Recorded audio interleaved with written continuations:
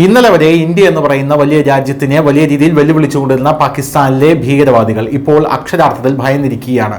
പാകിസ്ഥാനിലെ ഭീകരവാദികളെ തീർക്കാൻ അജ്ഞാതൻ ഇറങ്ങിയിട്ടുണ്ട് എന്ന റിപ്പോർട്ടുകൾ കുറെ നാളായി നമ്മൾ കാണുന്നു. ധാരാളം ഭീകരവാദികളെ അജ്ഞാതൻ തീർത്തിട്ടുമുണ്ട്. ഇപ്പോൾ ഇതാ ഭീകരവാദികളെല്ലാം തന്നെ വലിയ രീതിയിലുള്ള പ്രിക്കോഷനുകൾ എടുക്കാനായി തുനിഞ്ഞിരിക്കുകയാണ് എന്ന റിപ്പോർട്ടുകളാണ് പുറത്തു വരുന്നത്.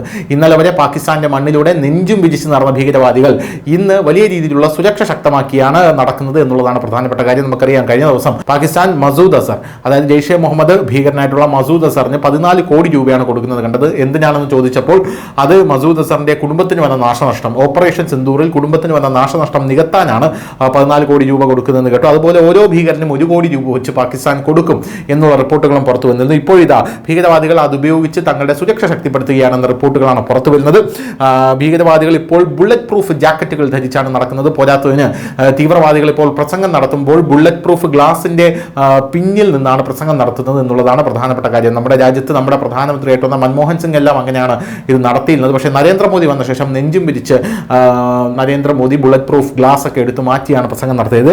ആ ഗ്ലാസ് ഇപ്പോൾ പാകിസ്ഥാനിലെ തീവ്രവാദികളാണ് ഉപയോഗിക്കുന്നത് എന്നുള്ളതാണ് ഇതിൽ ഏറ്റവും വലിയ രസകരമായിട്ടുള്ള ഒരു കാര്യം എന്ന് പറയുന്നത്. അതായത് പാകിസ്ഥാനിലെ തീവ്രവാദികൾ ഇപ്പോൾ ഭയന്ന് തുടങ്ങിയിരിക്കുന്നു എന്നുള്ളതാണ് ഇന്ത്യയുടെ ശക്തമായ തിരിച്ചടിയുടെ പ്രത്യാഘാതം എന്ന് പറയുന്നത്.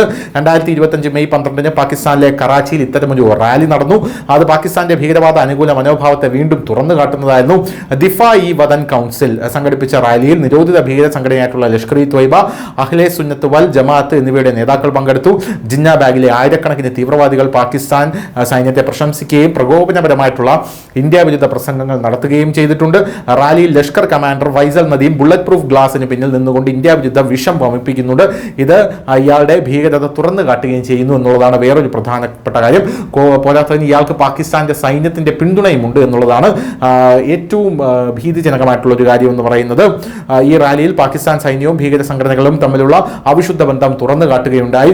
ജമയത്തുൽ ഉലമ ഇ ഇസ്ലാം ഫസൽ പ്രസിഡന്റ് മൗലാന ഹഫ്സുൽ റഹ്മാൻ പരിപാടിക്ക് നേതൃത്വം നൽകി. ഇന്ത്യക്കെതിരായിട്ടുള്ള പരസ്യമായ ഭീഷണികളും മതവുമായി ബന്ധപ്പെട്ട സംഘർഷങ്ങളെ അവതരിപ്പിച്ചതും റാലിയിൽ നടന്ന പ്രസംഗങ്ങളിൽ ഉൾപ്പെടുന്നു. പക്ഷേ അതെല്ലാം ബുള്ളറ്റ് പ്രൂഫ് ഗ്ലാസിന്റെ പിറകിൽ നിന്നാണ് നടത്തിയത് എന്നുള്ളതാണ് ഇതിൽ രസകരമായിട്ടുള്ള ഒരു കാര്യം. News desk, news India Malayalam.